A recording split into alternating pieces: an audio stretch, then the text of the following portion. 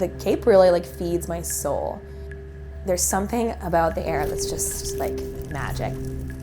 Like the feeling of the water and the sand in between your toes, like the sound of the shells as you walk through the beach, and just the beauty of it. It's just like, it's not, like nothing else in the world. I grew up on Cape Cod in Yarmouth Port, which is just sort of the center of the Cape, right on the bay. So Sandy Neck Beach is really like my backyard as a kid. Rain, snow, like any bad weather, fog, it didn't matter. The only place I ever wanted to be was on Sandy Neck.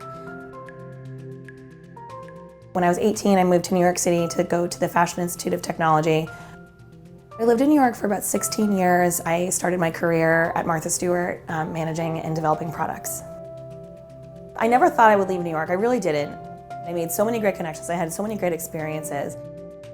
New York City remains the national epicenter of the pandemic. A ban on any gatherings of 500 people or more. New York City's mayor warning they will run out of supplies by this weekend. Things got really scary in New York really fast.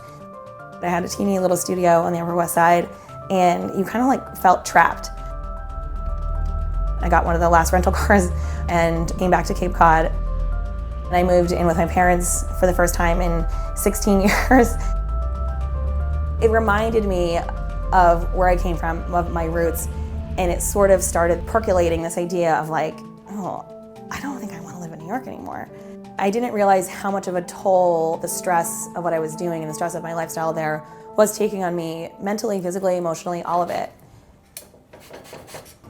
As I got bored being home, I started making jam for my father, because my father loves toast, and I was seeing how much toast he eats, and he's like the world's biggest consumer of toast. And the first batch I made was really, really, really good. It was like, I've never had jam this good before. I convinced my parents to let me start up a little pop-up stand in front of the house, and we sold jam and flowers. And I would see these like lines of cars all day coming and going, buying jam, and I was like, what's the deal? I didn't know people like jam so much. Exactly a year from the day that I started my jam stand, my now business partner bought this building, and we moved in to create what is now the Lighthouse Keepers Pantry. We opened September 2nd, 2021. There was a hurricane, and the parking lot flooded, but other than that, it was great. We glaze the top of our blueberry muffins with our blueberry jam. We use some of our hot sauces in our egg sandwiches. Our goal is to serve really good food and make people happy, and I think as a result of COVID, I think we realized how important it was to bring people together. And food is the ultimate togetherness thing. Hey guys, how are ya? I like your PJs. In New York, I typically worked from like about 9 to 6:30, and I was exhausted all the time. And here, I work the hardest I've ever worked. I work the longest days I've ever worked. I work the earliest days I've ever worked, and I'm so much more satisfied.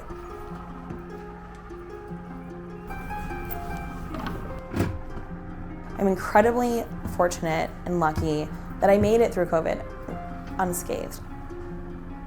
You know, it made me realize like how fragile people are and how fragile life is.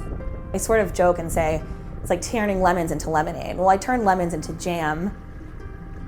I really felt like I took the opportunity to unplug from my life and like totally have a reset button.